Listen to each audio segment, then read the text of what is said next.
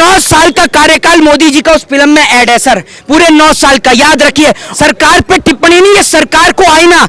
मोदी जी को अगर अपना एक्चुअल में फेस देखना हो ना कि मोदी जी ने 9 साल के कार्यकाल में क्या किया है, तो जाकर थिएटर में जवान फिल्म देख ले, पूरा समझ में आ जाएगा कि क्या किया है 9 साल में। ये समझ लीजिए, मतलब इस देश के अंदर उद्योगपति के बच्चों की जान की तो कीमत है, लेकिन आम जनता की कोई कीमत नहीं है। सरकार की मां मर जाती है, सरकार कहती है हमारी आर्थिक स्थिति खराब है, फाइनेंशियल कंडीशन खराब है, लेकिन मैं रिसेंटली भारतीय जनता पार्टी के पूर्व राज्यसभा सांसद सुभाष चंद्रा का 5000 करोड़ रुपए का कर्जा माफ किया, क्योंकि वो गोदी मीडिया का चैनल जी न्यूज को चलाते हैं। ये मूवी जो लोग समझ रहे हैं कि काल्पनिक मूवी, नहीं भैया, ये देश की रियलिटी बेस्ड मूवी है, जो देश में हकीकत चल रही है उस पर बनी हुई है मूवी। आप तय नहीं करते कि who is this prime minister of India, कि कौन भारत देश का प्रधानमंत्री होगा। ये विदेश तय करता है कि हमारे देश का प्रधानमंत्री कौन होगा। इन लोगों को इनकी औकात पता चल जाएगी। इतनी टेक्नोलॉजी नहीं है कि कंप्यूटर से रोटी निकाल सके, याद रखिएगा। जिसको देख के मेरी आंख से आंसू टपका, क्योंकि वो जो किसान है ना सर, वो इस देश का किसान, जो आप ये सोचिए कि मेहनत करके अनाज पैदा करके आपका और मेरा पेट भरता है, और इस देश में उसी किसान का शोषण हो रहा है। मोदी सरकार के अंदर इतना दम है कि मोदी सरकार जवान फिल्म की स्क्रीनिंग राष्ट्रपति भवन में कराए और इसको सभी थिएटर्स में फ्री किया जाए। है मोदी सरकार में इतना दम?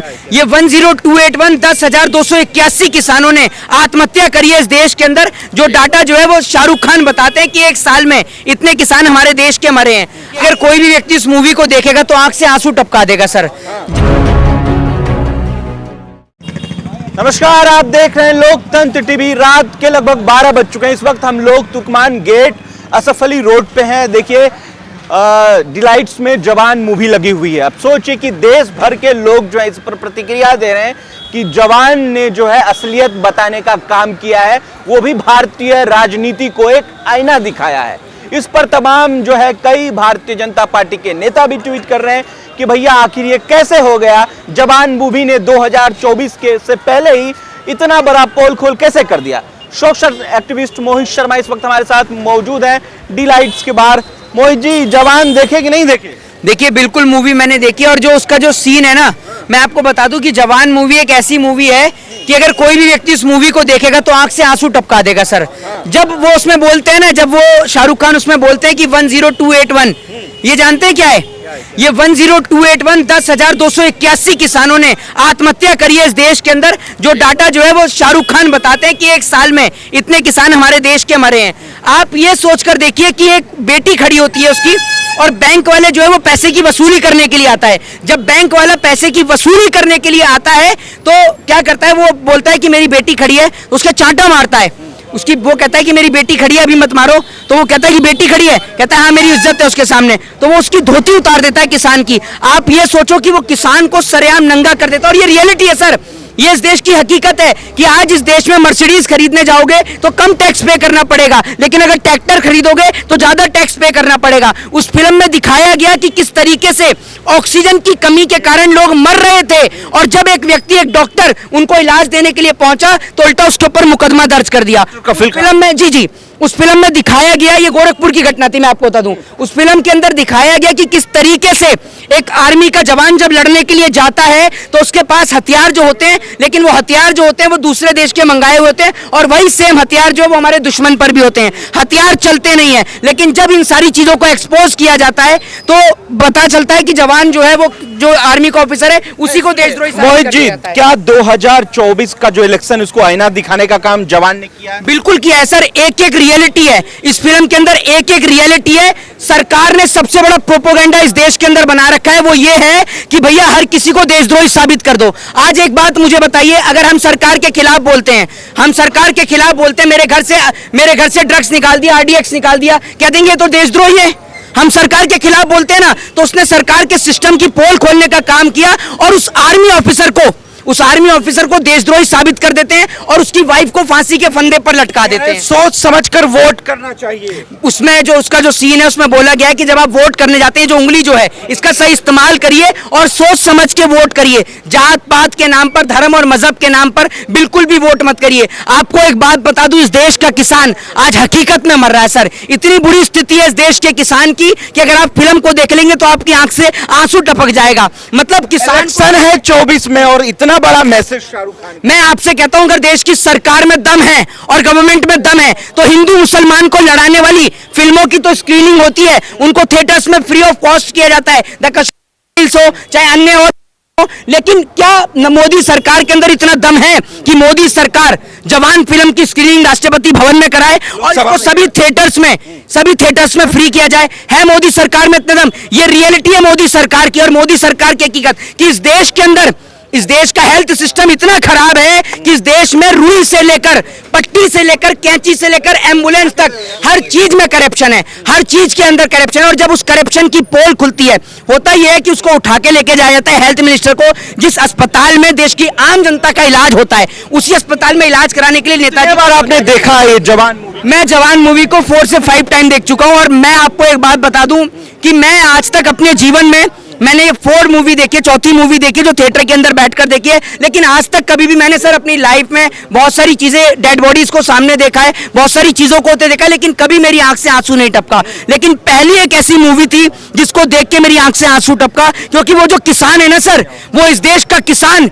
जो आप ये सोचिए कि मेहनत करके अनाज पैदा करके आपका और मेरा पेट भरता है और इस देश में उसी किसान का शोषण हो रहा है। दरअसल आर्यन खान को लेकर भी इसमें थोड़ा सा रोल अदा किया गया है। शाहरुख खान की फेमस डायलॉग आप तो बताइए मोहित जी, आप तो 2-3 बार देख चुके हैं, डायलॉग तो बताइए शाहरुख खान की। देखिए शाहरुख खान का जो उसमें सबसे फेमस डायलॉग है कि बेटे को हाथ लगाने से पहले बाप को हाथ लगाना पड़ेगा, वो सबसे फेमस डायलॉग है। लेकिन मैं आपको बता दूं, ये आर्यन खान पे बेस्ड है? ये बिल्कुल आर्यन खान पे। मैंने आपसे क्या बोला, आर्यन खान वही आर्यन खान है जो शाहरुख खान के बेटे जिनके ऊपर ड्रग्स का आरोप लगाया गया था।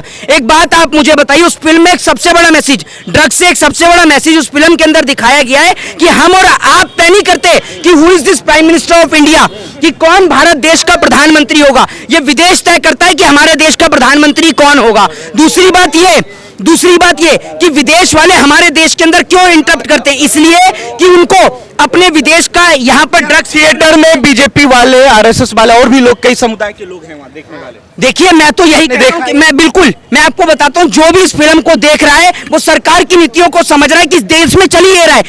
ये कोई काल्पनिक नहीं है। ये मूवी जो लोग समझ रहे हैं कि काल्पनिक मूवी नहीं भैया, ये देश की रियलिटी बेस्ड मूवी है, जो देश में हकीकत चल रही है उस पर बनी हुई है मूवी। और शाहरुख खान की इस मूवी ने बड़े बड़े रिकॉर्ड तोड़ दिए।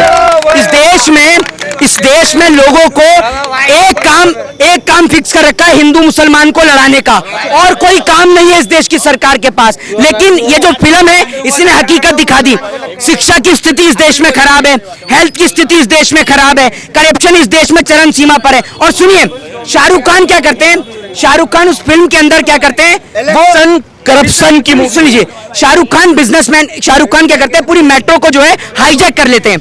शाहरुख खान पूरी मेट्रो को हाईजैक कर लेते हैं और हाईजैक करने के बाद में वो मिनिस्टर को फोन करते हैं और फोन करने के बाद में मिनिस्टर को बोलते हैं कि 10 मिनट में मुझे इतना पैसा चाहिए, 46,000 करोड़ के समथिंग वो बोलते हैं इतना पैसा तो नहीं मिल पाएगा। वो बोले कि अभी 5 मिनट के अंदर में आप मुझे वापस कॉल बैक करोगे और पूछोगे कि पैसा कहाँ भेजना है। वो कह रहे कि देखते हैं। तो उसके बाद में होता क्या है कि एक बिजनेसमैन की बेटी एग्जाम देने जा रही होती है, जो गाड़ी को छोड़ती है क्योंकि ट्रैफिक जाम हो जाता है, तो गाड़ी को छोड़कर वो मेट्रो से जाती है एग्जाम देने के लिए, लेकिन मेट्रो तो हाईजैक हो चुकी होती है। जब मेट्रो हाईजैक होती है तो बिजनेसमैन की बेटी होती है, जब पता चलता है बिजनेसमैन को कि उसकी इकलौती बेटी को मेट्रो के अंदर उसी ट्रेन में हाईजैक कर रखा है, तो बिजनेसमैन तो बता दो भैया, चुनाव आ रहे हैं 2024। सुन तो लीजिए, इस देश के अंदर भी बताऊंगा आपको, पूरी चीजें बताऊंगा, सुन तो लीजिए 2 मिनट।